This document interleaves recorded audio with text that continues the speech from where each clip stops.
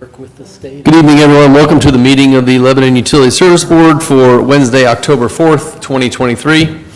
Let the record show that all board members are present tonight and that the meeting was properly advertised. Please rise for the Pledge of Allegiance. Pledge allegiance to the flag of the United States of America and to the republic for which it stands, one nation, under God, indivisible, with liberty and justice for all. All right, first thing I'd like to do is offer public comment at the beginning of the meeting, also again later at the end of the meeting. I don't see anyone here that has public comment, but Ed might have someone here. No, I have something. I just wanted to, can you hear me? Oh, sorry.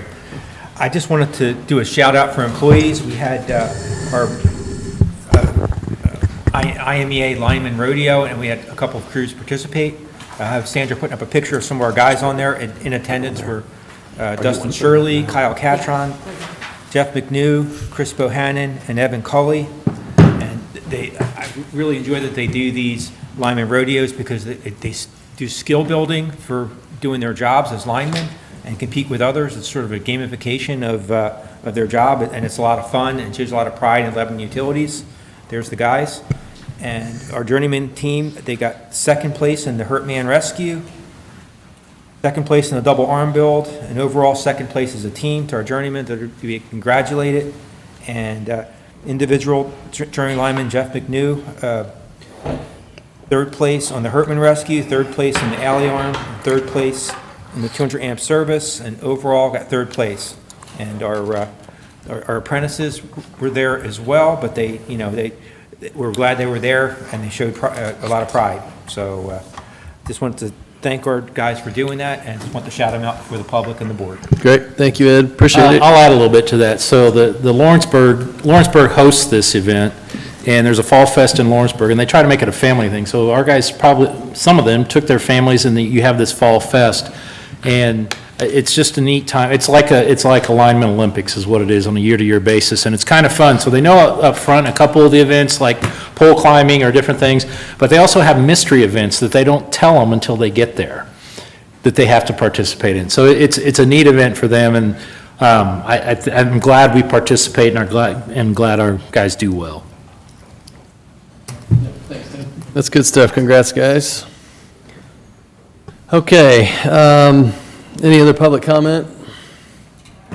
All right, we'll move to first action item, which is approval of our minutes from the September 20th, 2023 meeting. Everyone had a chance to review those minutes, and if so, I would entertain a motion. I make a motion we approve the minutes for September the 20th, 2023. Second. Motion made by Bill, seconded by Ann to approve the minutes from the September 20th, 2023 meeting. Any additional discussion or questions? All in favor signify by saying aye. Aye. Any opposed? All right. Okay, next item on the agenda tonight is the Osmos change order, and I believe our general manager will address this. Yes, thank you. The board has already approved the Osmos agreement in a prior meeting, but there's a difference in what the amount they approved of $775. That's because there was 5 poles on it accounted for in the list we gave to Osmos. It wasn't in the GIS list we gave them. So that's a price, we approved it as a not to exceed amount, and it's $775 difference. So I just request a motion to approve the $775 to make it the amount of the invoice. All right, thank you, Ed. Questions for Ed on this $775 difference? If not, I'd entertain a motion. Make a motion to approve the change order for the Osmos transmission pole aerial assessment for $775, bringing the total amount from $38,905 to $39,680, and have General Manager Ed Baskell sign all documents. Second. Motion made by Tim and a tie on the second by Aaron and Bill, I believe. We'll give it to Bill this time. All right. To approve the $775 change order from Osmos. Any additional discussions or questions? All in favor signify by saying aye. Aye. Any opposed? All right, brings us to the next action item, which is the Pinnacle Partners recruiting, and that will be addressed by Ed again. Yes, thank you. This is a fee agreement with Pinnacle Partners, a staffing and recruiting firm. We're not committing any funds today, it'd just be an agreement to engage them. They would get paid at the back end if they recruit someone for us. It's been put on the agenda on the recommendation of the Personnel Committee. We're committing no funds, but agreeing to a fee structure should they recruit a candidate that we then hire. We can continue to recruit candidates on our own, and if we should hire a candidate that we recruit independently, we owe no fee. The Personnel Committee had passed on to me the management and myself, the board's desire to hire an electrical engineer and HR generalist about 18 months ago. We've advertised, conducted an extensive interviews, and we haven't found a suitable candidate, and this seemed like the next logical step. I selected Pinnacle based on their experience with similar companies, and we had a brief discussion on this in our working session. There's two versions of the agreement on there. I would recommend the one with the sliding scale because what it amounts to is there's a 20% rate if you're hiring someone with a higher salary, like $125,000 or more. You're going to make out better on that agreement. But if we use the agreement for salaries that are less than that, with the higher rate, you're going to pay less. So I'd like to open up the questions or ask anyone in the Personnel Committee if they want to add anything to my explanation there. All right, thank you, Ed. Any comments, questions, anything additional on this item?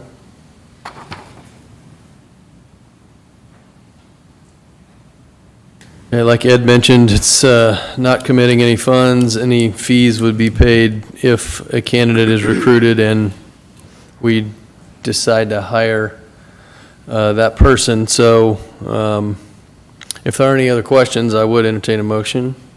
Make a motion, we approve Pinnacle Partners as a recruiter as presented. Second. It needs to be made clear to me which one of these two documents that we're approving. I believe the recommendation was for the sliding scale contract. And is that the one that has the 9/19/23 date at the top?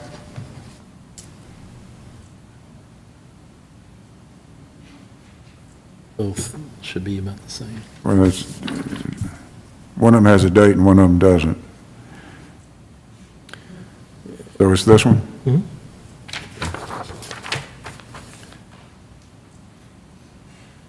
Yeah, so there's a direct placement agreement, and then there is the, So it's the one that has a date at the top, so I just wanted to make, I just wanted to be. 9/19, the right? placement fee agreement. Yep, that'd be the placement fee agreement with the 919 at the top. That's the one. All right, we have a motion and a second. Any additional discussion or questions? All in favor signify by saying aye. Aye. Any opposed? No. All right, brings us to the next item, which is an information item. This is a development update. I believe Ryan Ottinger and Ed and also John Leitner's here from BF&S to give us an update on the current state of the development, and we know there's a lot of it. Let me start and kind of set John up for success and introduce him. We're having a period of unprecedented development here in Lebanon, and we've had John attending our TAC meetings, and we have about once a quarter done a tally for the board to be responsible with our EDUs and our credits for the wastewater plant and for our water plants and ongoing agreements. And this is just an update on that. We had a very extensive discussion about future water supply and capacity development in about an hour-long working session before this, but John was just going to cover what we normally do every quarter over the last year or two, just a development and capacity summary. So with that, I'll turn it over to John. Evening. As Ed alluded to, we went over the development capacity summary a little bit. I'm not sure if it's showing up on your screens currently. There we go. Now it is, yeah. But we've presented a development summary update every quarter, probably for about the last year. We've decided to go with a different format that we've updated here, as you can see, kind of showing BFNS. I help with, and Ryan with the TAC reviews and everything that kind of goes through the planning department. We look it over for Lebanon Utilities. So this is kind of a snapshot and an update of some of those developments that we've either heard about or have come through TAC and in various stages where they're at in that process. So we've broken things up into different categories with preliminary concept plans are ones we've kind of heard about that haven't necessarily gone through TAC. As you can see, a lot of those are some large residential developments that we've heard talks about. We've at least seen some plans or talked to some developers, but we haven't really seen any formal submittals on them. The next category would be concept plans that have been submitted through TAC. So that would be kind of an overall large concept plan that we've had a formal meeting on with the city and Lebanon Utilities and the developer to talk about their plans or ideas. The next category there would be the primary plat or development plan has actually been submitted through TAC. That means it's a little bit more formal. It's a little bit more concrete on what their plans actually are, how many EDUs they might utilize for water and wastewater. As we go through there, the next step then would be as they submit construction plans. That would be construction plans that have been approved by Lebanon Utilities. As we go to the list in green, we have that is where water and wastewater capacity have been allocated by Lebanon Utilities, and that term allocation needs three criteria. So the construction plans have to be approved by Lebanon Utilities. The IDEM capacity certification form for either water or wastewater needs to be signed by Lebanon Utilities representative, and the developer has to have paid their water and wastewater availability fees so that capacity is actually secured. So we have a number of projects. Some of these are allocations that happened years ago, but many of them are ones that have gone through in 2023. So the idea is that we'll continue to update this every ongoing and then provide this update to the board quarterly. Yeah, Ed, I'd like to comment there that I like this format. I think it's excellent.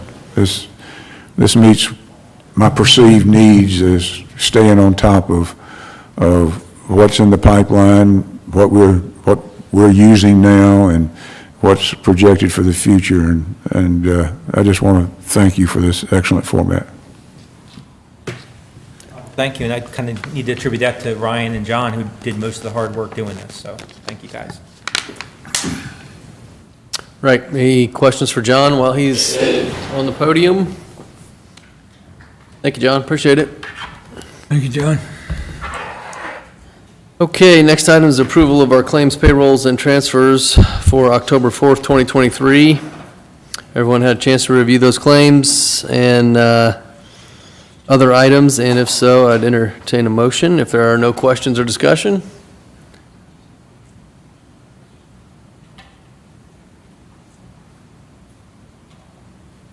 I move to approve the claims payroll transfers dated October 4th, 2023 in the amount of $585,600.29 for claims and payroll and $157,160 for transfers. Second. Motion made by Ann, seconded by Bill to approve the claims, payroll, and transfers dated October 4th, 2023. Any additional discussion? All in favor signify by saying aye.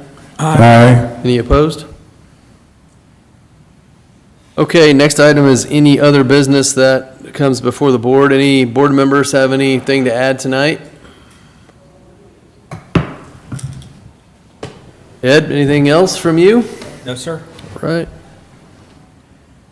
Any other public comment that you're aware of, Ed, that we didn't cover earlier? No. All right. With that said, our next meeting scheduled for the 18th of October at 5 PM. There's nothing else, I would entertain a motion to adjourn. I make a motion, we adjourn. Second. Motion made by Bill, seconded by Tim to adjourn. All in favor? Aye. Any opposed? All right, thank you. We stand adjourned.